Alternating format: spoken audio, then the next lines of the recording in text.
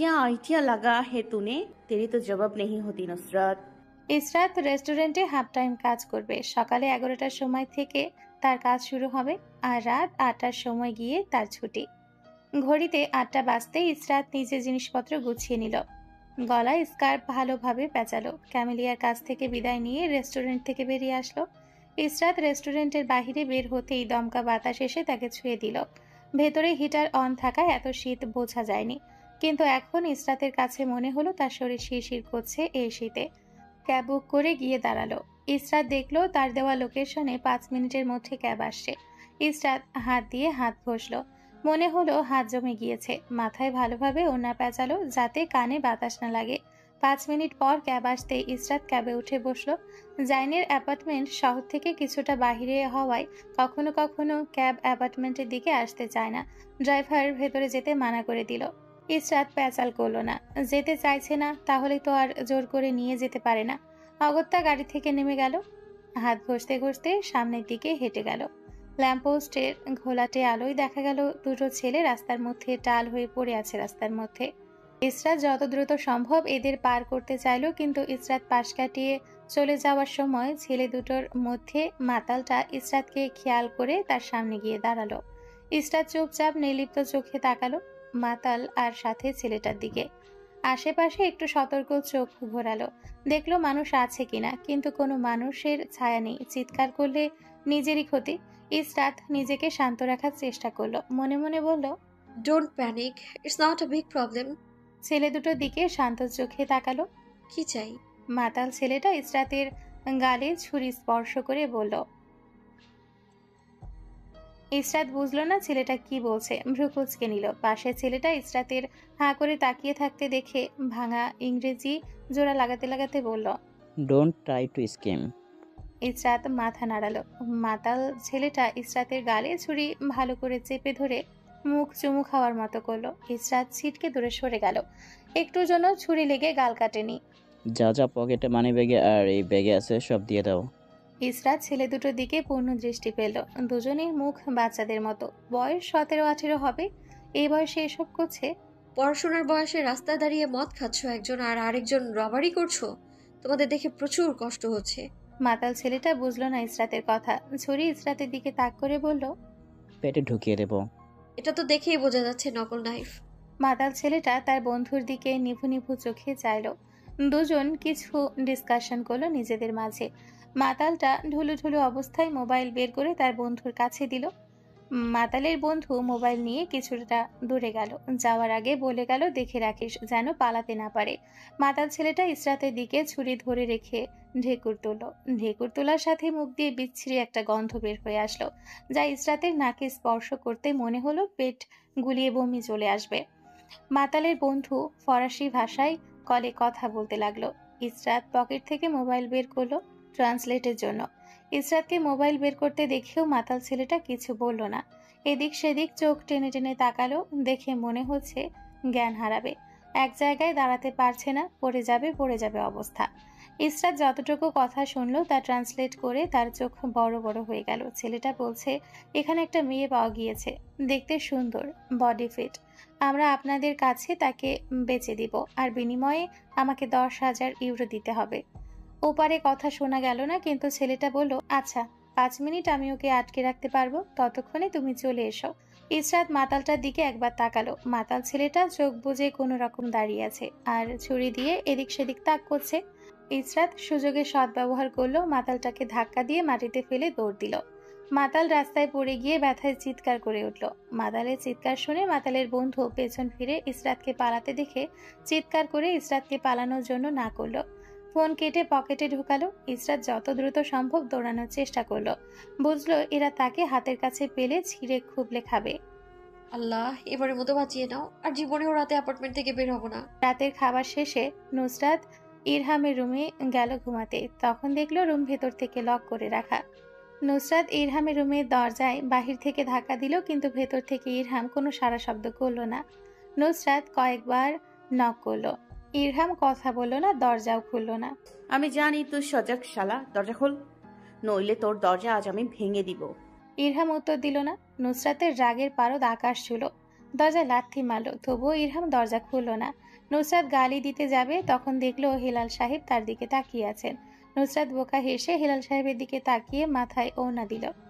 এখানে কি করছো তুমি? জি না, কিছু করছি না। ইরহামের সাথে কথা বলতে এসেছি। এত রাতে কথা বলতে হবে না, যাও গিয়ে শুয়ে পড়ো। নুসরাত দাঁতে দাঁত চাপল। হেলাল সাহেবকে চলে যেতে দেখে নুসরাত ভেবে নিল আজ সে অনিকার রুমে গিয়ে ঘুমাবে। চুপচাপ চলে যেতে নিল। হেলাল সাহেব সামনের দিকে তাকিয়ে বললেন, তাড়াতাড়ি এসো, আরশ পরে রুমের দরজা লাগিয়ে দিবে। নুসরাত রাগে পা দিয়ে মেঝেতে মারল। হেলাল সাহেব নুসরাতকে ধীরে ধীরে হাঁটতে দেখে এক হাত দিয়ে জড়িয়ে ধরে নিজের বুকের সাথে নিয়ে গেলেন আরশের রুমের দিকে। নুসরাত মেহেরুন্নেসাকে গালি দিল, এই বুড়ি সব করেছে, তাকে বসিয়ে রেখে নিজের কাজ হাসিল করে নিয়েছে। আমি ছাড়বো না বুড়ি তোকে। বুড়ি হলে কি হবে? এই বুড়ির মগজ এখনো কাচির ক্যাচ ক্যাচ করে মতো চলছে। হেলাল সাহেব আরশের রুমের দরজায় নক করলেন। আরশ দরজা খুলে মুখের সামনে নুসরাত আর তার বাপকে দাঁড়িয়ে থাকতে দেখে অবাক হলো। কিছু জিজ্ঞেস করার আগেই হেলাল সাহেব বললেন, আজ থেকে তোমার রুমে নুসরাত শিফট হবে। আরশ বিরক্ত হলো, তার রুমে এই ময়লাকে সে কেন রাখতে যাবে? ওর রুমে কি হয়েছে? আম্মা তালা মেরে দিয়েছে, আজ থেকে ওর রুমও এটা। নুসরাতের মাথায় হাত বুলিয়ে দিয়ে বললেন, মা তোমার কাপড়ও রাখা আছে আরশের কাবার্ডে। নুসরাত জোর করে ঠোঁট দিয়ে হাসি আনলো। তার মোটেও হাসার ইচ্ছে নেই, সবগুলো মিলে তাকে বাস দিতে বসেছে। আরও সে হেলাল সাহেবের কথা অক্ষরে অক্ষরে মানার জন্য ভদ্রতার সহিত মাথা নাড়ল। নুসরাত ইশারা দিয়ে না করার জন্য বলল, কিন্তু আরও সে হ্যাঁ বলে দিল। নুসরাত মুখের বিকৃতি ঘটিয়ে গালি দিল। শালার ভদ্রতা। হেলাল সাহেব নুসরাতকে ওখানে রেখে ধীরে ধীরে হেঁটে চলে গেলেন সিঁড়ির দিকে। আরশ দরজায় এক হাত রেখে নুসরাতের দিকে ঝুঁকে তাকালো। আরশ দরজায় এক হাতে ভর দিয়ে দাঁড়ানোর জন্য রুমে ঢোকার জন্য দরজার পাশে ছিটে ফোটা জায়গা থাকলো না। নুসরাতের দিকে ভ্রু তুলে বলল, কি? আমার রুমে কি? নিজের রুমে যা। নুসরাত চিৎকার করে হেলাল সাহেবকে ডাকতে গেল। আরশ মুখ চেপে ধরল, সতর্ক গলায় বলল,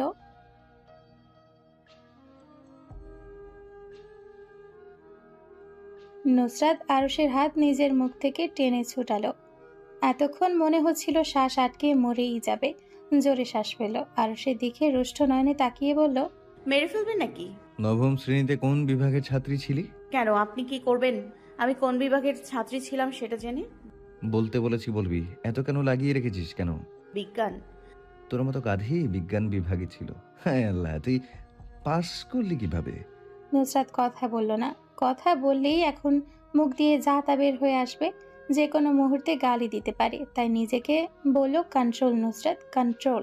আচ্ছা, তোকে আমি আজ রাতে আমার রুমে থাকতে দেবো, তার জন্য একটা কন্ডিশন পূরণ করতে হবে। কি কন্ডিশন? একটা সূত্র বলতে হবে। কোন সূত্র বলতে হবে? নিউটনের দ্বিতীয় সূত্র বল। মানুষ বিয়ের দিন রাতে নিউটনের দ্বিতীয় সূত্র ধরে? মানুষ না ধরলে আমি ধরি। নিউটনের সূত্র বলতে পারলে আজ এই রুমে জায়গা পাবি, না হলে পাবি না। আর কিসের বিয়ের রাত আমাদের? বিয়ের আজ 2 দিন হয়ে গিয়েছে, আর তোর কাছে মনে হচ্ছে বিয়ের রাত আজ? কিছু খেয়েছিস নাকি? আপনি মানুষের কাতারে পড়েন? কি বলছিস? কিছু না। তাড়াতাড়ি সূত্র বল। নুসরাত দাঁতে দাঁত পিষল। আরশের মাথার চুলগুলো ছিঁড়ে ফেলতে পারলে ভালো লাগতো তার। একটা সূত্র বলতে এত সময় লাগে? তাড়াতাড়ি বল। এফ মা। নুসরাত সূত্র বলা শেষ হতেই হেলাল সাহেব নিচতলা থেকে চিৎকার করে বললেন, দুজন এখনো দাঁড়িয়ে আছে কেন? যাও ঘুমাতে যাও, ঘুম থেকে উঠতে লেট হবে। আরশকে দরজার সামনে থেকে নড়তে না দেখে ধাক্কা দিয়ে সরিয়ে নুসরাত গিয়ে বিছানায় শুয়ে পড়ল। আরশ দরজা লক করে এসে নুসরাতের পা ধরে টেনে ধরল। নুসরাত চিৎকার করে বলল, এই মিয়া, পা ধরে টানটানি করছে কেন? আবহাওয়া অত্যাধিক ঠান্ডা। দূর থেকে পানির কলকল শব্দ ভেসে আসছে। সমুদ্র এত দূরে হওয়া সত্ত্বেও পানির শব্দ ভেসে আসছে, কারণ সবকিছু আজ নিস্তব্ধ হয়ে আছে বলে। একটা পোকা কি ঝিঝি পোকা ঝিঝি ডাকার শব্দ শোনা যাচ্ছে না। মৃদু বাতাস বইছে। আশপাশ থেকে মানুষের কি কোনো কুকুরের নড়চড়েরও শব্দ নেই। ল্যাম্পপোস্টের ঘোলাটে আলো ধীরে ধীরে কমে যাচ্ছে। বড় বড় ওক গাছগুলো দানবের মতো নিজের ডালপালা ছড়িয়ে দাঁড়িয়ে আছে, যা রাতের বেলা দেখতে কারো কাছে মর্মান্তিক আর কারোর কাছে ভয়ানক মনে হয়। পরিত্যক্ত বিল্ডিং যা লতা পাতায় চারদিক থেকে ঘিরে আছে। বিল্ডিং দেখে মনে হচ্ছে 7-8 বছর ধরে বন্ধ পড়ে আছে। ফ্রান্সে অহরহ এরকম পরিত্যক্ত বিল্ডিং পড়ে আছে। এইসব বিল্ডিং কেউ থাকে না, কিন্তু কখনো কখনো বড় বড় জঙ্গি মাস্তানরা এখানে এসে নিজেদের আস্তানা তৈরি করে। যান বাঁচানোর স্বার্থে ইসরাত দৌড়ে পরিত্যক্ত বিল্ডিংয়ের ভেতর ঢুকে গেল। এতক্ষণ ধরে দৌড়ানোর জন্য ইসরাত জোরে জোরে শ্বাস নিতে শুরু করলো। নিজেকে শান্ত করার চেষ্টা করলো। অন্ধকারে সামনে কিছুই দেখা গেল না। সামনে পা বাড়াতেই পাথরের টুকরোর সাথে পা বেজে পড়ে গেল। হাতের সূক্ষ্ম ব্যথায় আউচ বলে উঠল। উঠে বসতে গিয়ে স্লিপ হয়ে আবার ওই জায়গায় গিয়ে উল্টে পড়ল। নাক আর কপালে সরু কিছুতে লাগলো। ইসরাত হাতে ভর দিয়ে উঠতে নিয়ে পাথরের ধারালো প্রান্ত হাতে লেগে হাতের তালু ছেঁচে গেল। ইসরাত উঠে বসে কপালে যেখানে ব্যথা লেগেছিল সেখানে হাত দিল। কপালে হাত স্পর্শ করতে হাতের আঙ্গুলগুলো আঠালো হয়ে গেল। উঠে বসতেই দেখলো টর্চের মৃদু আলো বিল্ডিংয়ের সামনে রাস্তা দিয়ে ধরে রাখা হয়েছে। ইসরাত কোনো রকম উঠে দাঁড়িয়ে ওই জায়গা থেকে সরতে যাবে, বড়সড় পাথরের সাথে পা বেজে উল্টে গিয়ে টাইলসের ভাঙা আস্তরণে পড়ল। পড়তেই ধপ করে শব্দ হলো। ছেলেগুলো ইসরাতের উদ্দেশ্যে বলল যেখানে আছে সেখান থেকে বের হয়ে আসার জন্য। তারা পেলে ইসরাতকে পিস পিস করে কাটবে, তাদের এত হয়রানি করার জন্য। তাই ভালোই ভালোই বের হয়ে আসার জন্য। টাইলসের আস্তরণে পড়ে হাতের কনুয়ে আর পায়ে গোড়ালির হাড্ডিতে ব্যথা পেল। মুখ দিয়ে অস্ফুট স্বরে শব্দ বের হয়ে আসলো। টর্চের আলো এদিক দিয়ে পড়তেই ইসরাত নিজের মুখ চেপে ধরল, শ্বাস বন্ধ করে বসে রইল। এই ঠান্ডার মধ্যেও ভ্যাপসা গরম লাগলো। ইসরাতের কাছে মনে হলো নিজের শ্বাস নেওয়ার শব্দ জোরে হচ্ছে। এই শান্ত পরিবেশ অশান্ত করে 2-3 জোড়া পায়ে দৌড়ে যাওয়ার শব্দ শোনা গেল সামনের দিকে। ইসরাত মুখ চেপে ডুকরে কেঁদে উঠল। এ কোন বিপদে পড়ল সে? কিছুক্ষণ পর ইসরাত ধীরে ধীরে উঠে দাঁড়ানোর চেষ্টা করলো। পায়ের গোড়ালির কাছের হাড্ডি মট করে উঠল। মুখ দিয়ে আওয়াজ বের হওয়ার আগে ইসরাত নিজের মুখ চেপে ধরল। পা টেনে টেনে সামনের দিকে গেল। রাস্তা ভালোভাবে তাকিয়ে পরখ করে নিল কেউ আছে কিনা। রাস্তা খালি দেখে অ্যাপার্টমেন্টের দিকে দৌড়ালো। পায়ের সূক্ষ্ম ব্যথা সারা শরীরে ছড়িয়ে পড়ল দৌড়ানোর জন্য। ইসরাত পায়ের ব্যথা উপেক্ষা করেও দৌড়ালো। পা ঠিক হবে, কিন্তু সম্মান গেলে সেটা আর ফিরে আসবে না। আগে সম্মান বাঁচানো ফরজ। ইসরাত পেছন ফিরে মাতাল আর তার বন্ধুদের দেখে আরো জোরে দৌড়াতে লাগলো। পায়ের ব্যথায় ইচ্ছে করছে রাস্তায় শুয়ে পড়তে, কিন্তু ইসরাত ব্যথাযুক্ত পা নিয়ে যত তাড়াতাড়ি সম্ভব দৌড়ানোর চেষ্টা করলো। নিজেকে নিজে বলল, আর একটু হাঁটলে অ্যাপার্টমেন্ট। একটু কষ্ট কর, আজ হাঁপিয়ে যাস না। You can do it Israt, you can do it. Israt পায়ের ব্যথায় পা মুচড়ে পড়ে গেল। পেছন ফিরে দেখলো আর 4 পা বাড়ালে মাতালগুলো তাকে ধরে ফেলবে। ব্যথাযুক্ত পায়ে ভর দিয়ে উঠে দাঁড়ালো। সামনে তাকাতেই চোখের সামনে নিজের অ্যাপার্টমেন্ট ভেসে উঠল। ইসরাত অ্যাপার্টমেন্টের 10 হাত দূর থেকে চিৎকার করতে করতে আসলো। Open the gate, open the gate. দারোয়ান গেট খুলে দিয়ে আশেপাশে তাকালো কে শব্দ দিয়েছে দেখার জন্য। তখনই দারোয়ানের পাশ ঘেঁষে ইসরাত সাঁ করে দৌড় দিয়ে গেটের ভেতর ঢুকে গেল। ছেলেগুলো কোমরে হাত দিয়ে দাঁড়িয়ে রাগী চোখে তাকিয়ে রইল অ্যাপার্টমেন্টের গেটের দিকে। ইসরাতকে গালি দিল। শালি মাদার ফাকাং বিচ, তোকে হাতের কাছে পেয়ে নেই, দেখবি কি করি। এত হয়রান করার জন্য হলেও তোকে শাস্তি দেব, ফাকিং বিচ গার্ল। নুসরাত আরশের কাছ থেকে নিজের পা ছাড়ানোর জন্য আরশের হাতে থাপ্পড় মারল। আরশকে পা ছাড়তে না দেখে নুসরাত নিজের পা দিয়ে আরশের পেটে লাথি মারতে গেল। আরশ নুসরাতের 2 পা ধরে নিজের হাতের মধ্যে আটকে রাখলো। কি ভাই, পা ধরে আছেন কেন? মাফ চাইতে এসেছেন? আচ্ছা, মাফ করে দিলাম, এবার পা ছাড়ুন ভাই। আরশ নুসরাতের পা না ছেড়ে বিছানার মাঝখান থেকে টেনে নিচের দিকে নিয়ে আসলো। নুসরাত আরশের হাত থেকে পা ছাড়ানোর জন্য বিছানার চাদর 2 হাত দিয়ে চেপে ধরল। আরশের পা ধরে টানাটানিতে নুসরাতের প্যান্ট পায়ের গোড়ালি থেকে কিছুটা উপরে উঠে গেল। নুসরাত 1 হাত দিয়ে প্যান্ট নিচের দিকে ঠেলে নামাতে নামাতে বলল, আরে ভাই, না বললে বুঝবো কিভাবে? পা ছাড়ুন। পা কি ছুটিয়ে হাতে নিয়ে নেবেন? এসব জন্তু জানোয়ারের ভাষা আমি বুঝি না, বাংলা ভাষায় বলেন। বিছানা থেকে নেমে আয়, নিচে আয়। নুসরাত নিজের পা আরশের হাত থেকে ছুটানোর চেষ্টা করে বলল, আরে ভাই, এই শীতের মধ্যে আমি মেঝেতে ঘুমোতে পারবো না।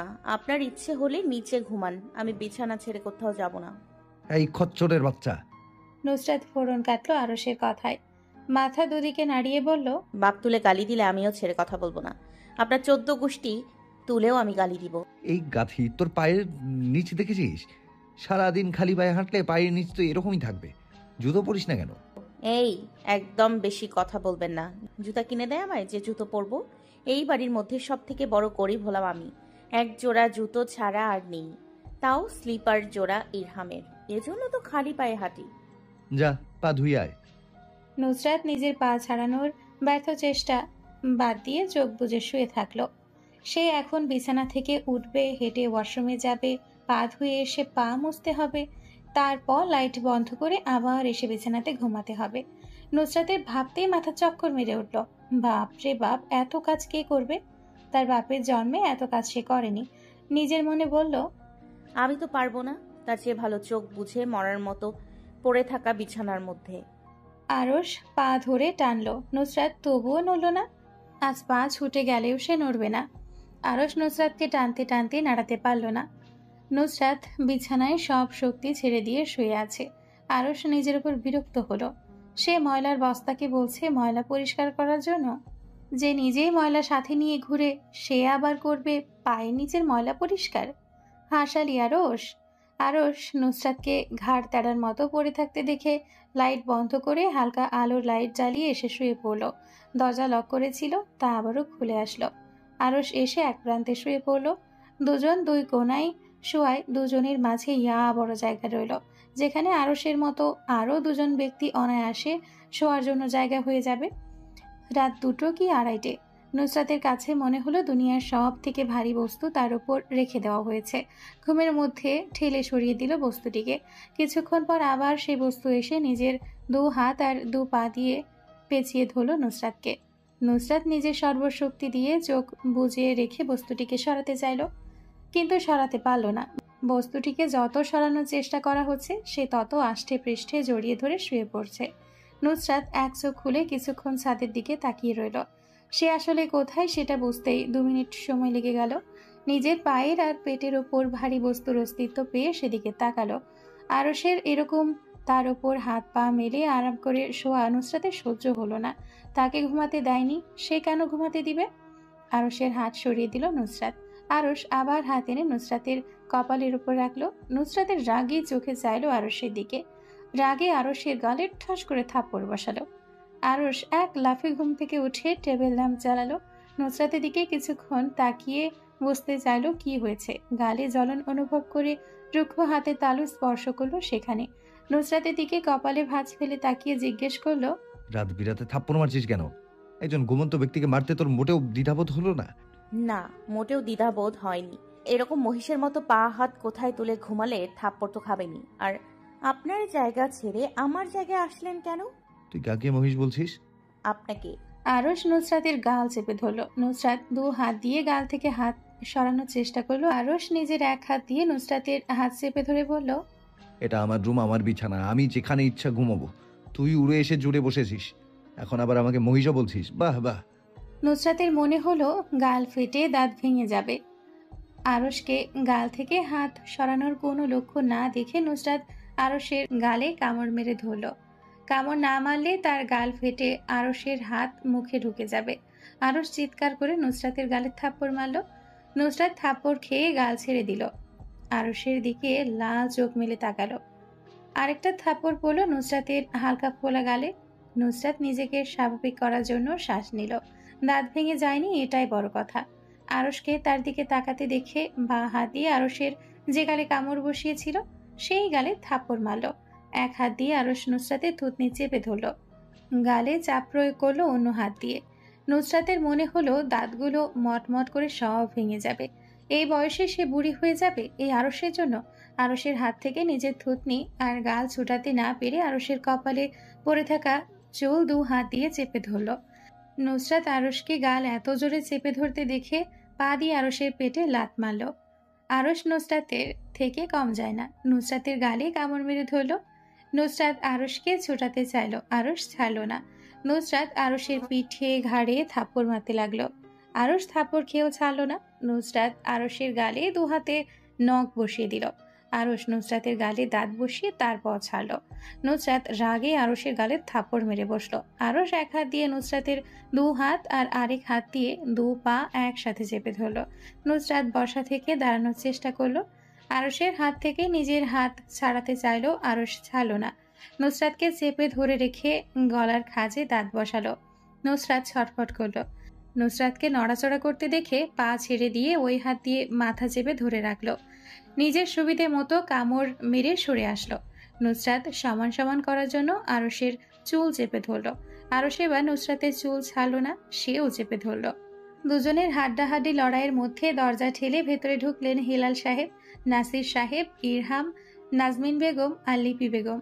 নুসরাত আর আরশ দরজার সামনে নিজের বাপ মা চাচাকে দেখে তাকিয়ে বোকা হাসল।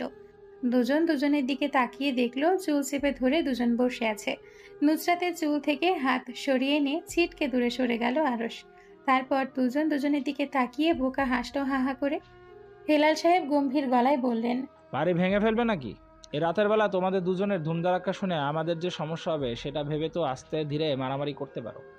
তোমরা তো জঙ্গলি বুঝলাম, তাই তোমাদের ঘুম নেই, কিন্তু আমরা মানুষ, আমাদের তো রাতে একবার হলে ঘুমাতে হবে। এই রাতের বেলা আবার ঝগড়া বাঁধিয়েছো কেন? কুকুর বিড়ালের মতো না ঘুমিয়ে কুকুরে কামড়াকামড়ি করছো কেন? সারাদিন তো কুকুরে কামড়াকামড়ি করতেই দেখা যায়, এখন থেকে মনে হচ্ছে রাতেও দেখা যাবে। নুসরাত আরশের কাঁধে ঘুষি মেরে বলল, সব দোষ ভাইয়ার। সব দোষ ভাইয়ার বললেই হলো, সব দোষ আমার। লিপি বেগম হাত থাপ্পড়ের মতো করে দেখালেন, আর একটা কথা বললে তার গালে পড়বে থাপ্পড়গুলো। আরশ চোয়াল ঝুলিয়ে বসে রইল। নুসরাত নাজমিন বেগমের দিকে তাকাবে না করেও তাকালো। তাকিয়ে দেখলো নাজমিন বেগম ভয়ঙ্কর দৃষ্টিতে ওর দিকেই তাকিয়ে আছেন। একা পেলে আজ আর আস্ত রাখবেন না, বিনা ভেজে কাঁচা গিলে খেয়ে ফেলবেন সেই লুক দিচ্ছেন। ইসরাত কোনো রকম এলিভেটরের ভেতরে দাঁড়িয়ে রইল, শরীর ছেড়ে দিচ্ছে। নিজেকে বলল, আরেকটু অপেক্ষা কর, এই তো আর 2 মিনিট, রুমে গিয়ে শান্তির ঘুম দিবি। এলিভেটর 7 তলায় এসে খুলে যেতেই ইসরাত পা টেনে টেনে এগিয়ে গেল নিজের ফ্ল্যাটের সামনে। পিন মারার আগেই ওপাশ থেকে দরজা খুলে গেল।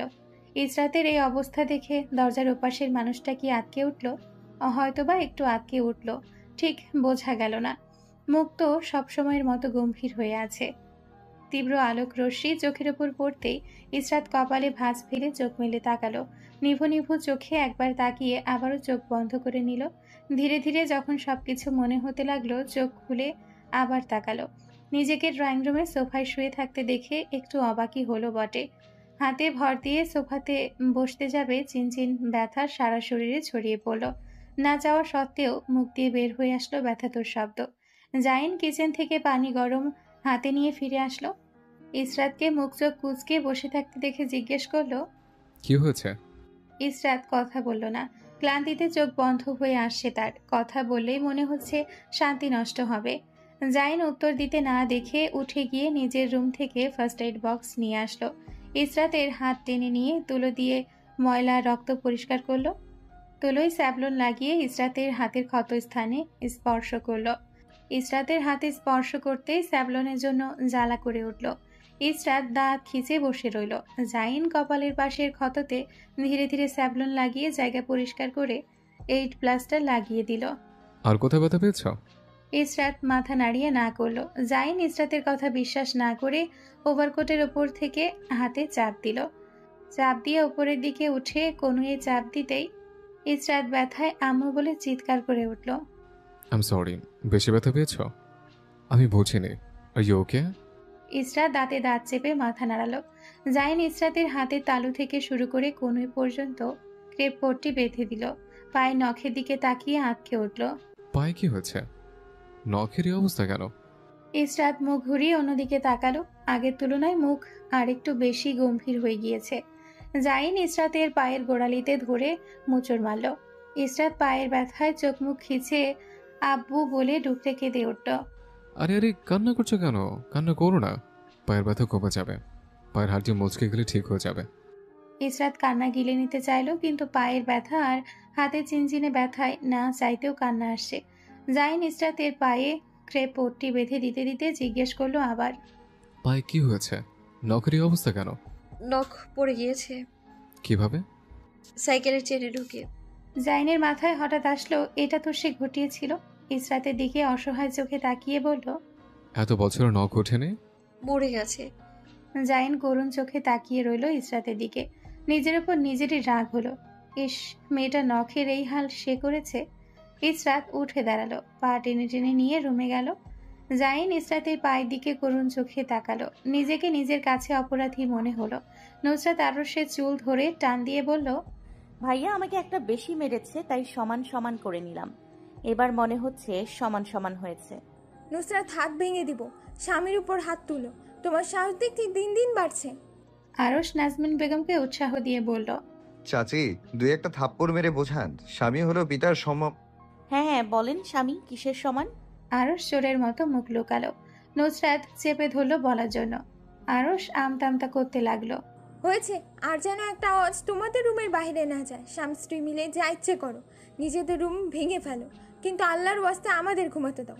হেলাল সাহেব বের হয়ে গেলেন, নাসির সাহেব ভাইয়ের পেছন পেছন গেলেন। নাজমিন বেগম ভাসুরকে বের হতে দেখে হাত ওপরে তুলে নুসরাতের দিকে আসলেন। নুসরাত লাফ মেরে গিয়ে আরশের পেছনে লুকালো। আর যদি বেয়াদবি করতে দেখি তাহলে থাপড়ে গাল মুখ বন্ধ করে দিব। আম্মা থাপড়ে কিভাবে মুখ বন্ধ করবে? দেখবি তুই? না না না, দেখবো না। নাজমিন বেগম আর লিপি বেগম বের হয়ে গেলেন। নুসরাত আরশের পেছন থেকে উকি ঝুঁকি মেরে দেখলো মাকে বের হতে। আরশ পেছন ফিরে নুসরাতের দিকে তাকালো, নুসরাতও তাকালো। দুজন দুজনের দিকে রাগী দৃষ্টি দিয়ে গিয়ে শুয়ে পড়ল। আরশ টেবিলের ল্যাম্প হাত বাড়িয়ে অফ করে দিল। নুসরাত বালিশের দিকে মুখ দিয়ে পড়ে ঘুমাচ্ছে। আরশ শাওয়ার নিয়ে এসে নুসরাতকে ঘুমাতে দেখে জ্বালালো না। একবার ভাবলো জ্বালাবে, পরে ভাবলো ঘুমোচ্ছে যখন ঘুমা, এখনো জ্বালাবে না।